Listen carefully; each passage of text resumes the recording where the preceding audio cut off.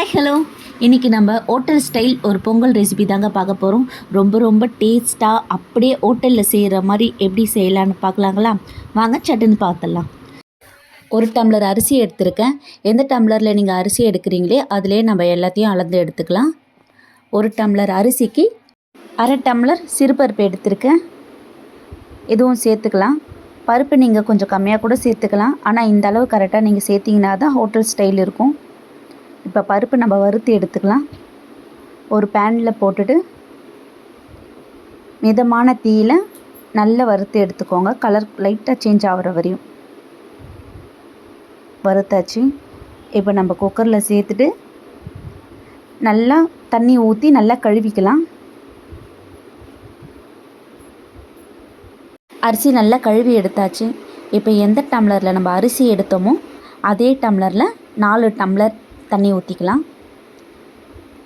சின்ன பீஸ் பெருங்காய கட்டி சேர்த்துருக்கேன். உப்பு தேவையான அளவு போட்டுக்கலாம். 1 ஸ்பூன் நெய் சேர்த்துக்கலாம். இதெல்லாம் போட்டுட்டு குக்கர் மூடி நம்ம ஒரு 5 விசில் வர்ற மாதிரி வச்சிடலாம். இப்போ 5 விசில் வந்துடுச்சுங்க. குக்கர் ஓப்பன் பண்ணிடலாம். நல்லா சாதம் நல்லா குழஞ்சி வந்திருக்கு.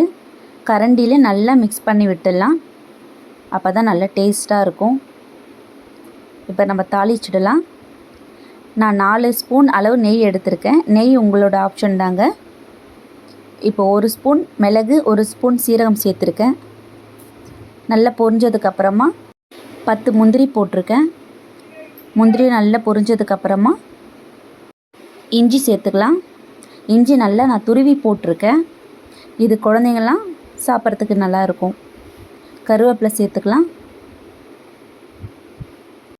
இப்போ ஸ்டவ் ஆஃப் பண்ணிவிட்டு நம்ம பெருங்காயத்தூள் கொஞ்சம் சேர்த்துக்கலாம். ஆல்ரெடி நம்ம கட்டி பெருங்காயம் சேர்த்துருக்கோம். நீங்கள் இந்த டைமில் இந்த பெருங்காயத்தூள் சேர்த்திங்கன்னா பொங்கலோட ஃப்ளேவரே சூப்பராக இருக்கும்.